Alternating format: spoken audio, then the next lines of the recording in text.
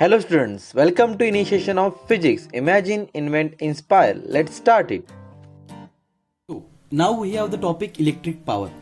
So हमने देखा था कि कोई इलेक्ट्रिक अगर इंस्ट्रूमेंट लेते हैं, कोई भी इलेक्ट्रिक इंस्ट्रूमेंट लेंगे तो उसे यूटिलाइज करने के लिए हमें पावर लगने वाला है.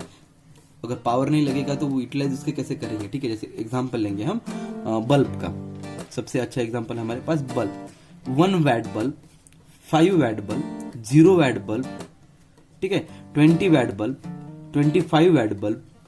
ये वैट मतलब उसका पावर का यूनिट है. तो हमने देखा कि अगर हम बल्ब यूज कर रहे हैं, 0 वैट बल्ब कहाँ यूज करते हैं हम. जैसे घर में अगर छोटा मंदिर है हमारे पास, भगवान जी का मंदिर होगा, तो वहां पे हम छोटा बल्ब 0 बल्ब लगाते हैं क्योंकि हमें वहां पे लाइट लगाना है. वहां पे लाइट लगाना है. 5 वैट बल्ब कहाँ यूज करेंगे या फिर 1 वैट बल्ब कहाँ यूज करेंगे. बाथरूम्स में, क्योंकि वहां पे भी लाइट चाहिए. लेकिन अगर हम बड़ा लाइट लगाएंगे तो वो ज्यादा एनर्जी कंज्यूम करने वाला है, ज्यादा एनर्जी यूटिलाइज करने वाला है. अगर वहां पे ज्यादा एनर्जी यूटिलाइज करने वाला अगर बल्ब लगाएंगे हम, तो उसके हिसाब से जो हमारी पावर है वो बढ़ने वाली है. और अगर पावर बढ़ती है तो उसे करंट ज्यादा लगेगा. अगर करंट ज्यादा लगेगा तो हमारा इलेक्ट्रिक बिल जो है वो ज्यादा आने वाला है. तो डिपेंडेंट है, ये एक दूसरे पे डिपेंडेंट है. तो यहाँ पे हमने देखा कि अगर हम डिफरेंट टाइप ऑफ, अभी 20 वाट बल्ब कहाँ लगाएंगे जहां पे हमें रोशनी चाहिए लेकिन सफिशिएंट चाहिए. और 25 जहां लगाएंगे, जैसे बड़ा रूम है, डाइनिंग रूम है, यहाँ पे जब हम खाना खाते हैं, या फिर जहाँ पे हम बड़ी रूम है हमारी, गेस्ट वगैरह आते हैं, तो वहां पे हम बड़ा बल्ब लगाएंगे. इसी हिसाब से अगर हम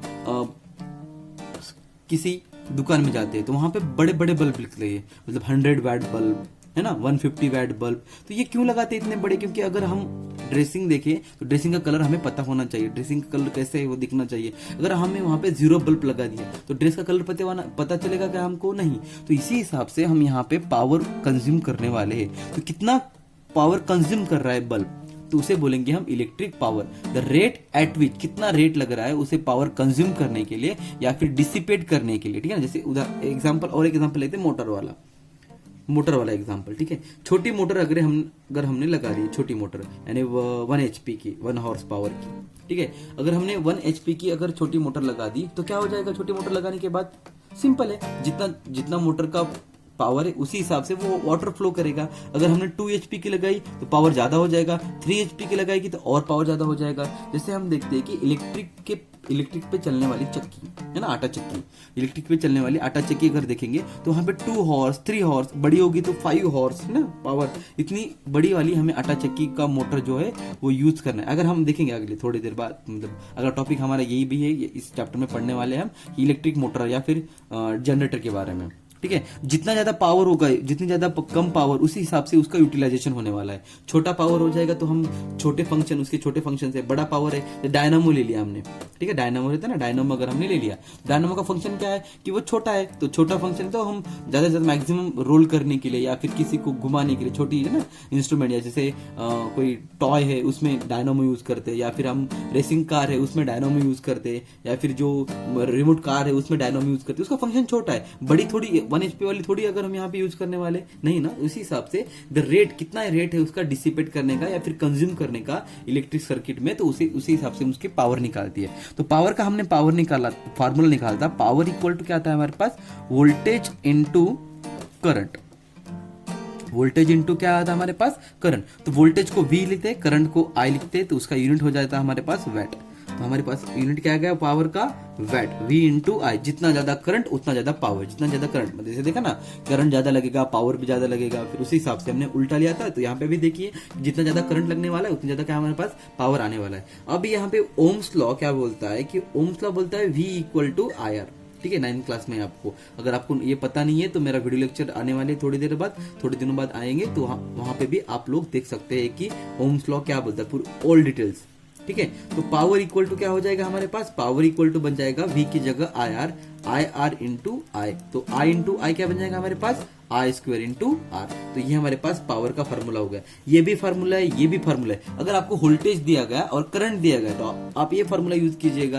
अगर आपको रेजिस्टेंस दिया गया और करंट दिया गया तो आपको ये फार्मूला यूज करना पड़ेगा. ठीक है, अगर आपको वोल्टेज और रेजिस्टेंस दिया तो हम इसे क्या लिख सकते हैं, देखिए, तो I equal to V by R. तो यहाँ पे अगर हमने रख दिया तो पावर इक्वल टू बन जाएगा V² बाय R.